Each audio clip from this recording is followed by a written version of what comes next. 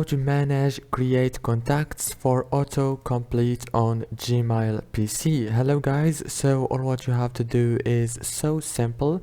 Go to Gmail. As you can see, this is the home page. Now go to the top right here and click on the settings option.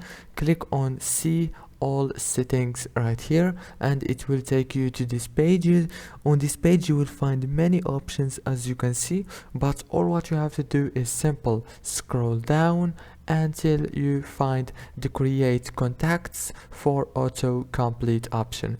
Now right here you can manage and choose the option that you want from those two. After you choose, scroll down and click save changes. If this video was helpful, please don't forget to like and subscribe. Thank you so much.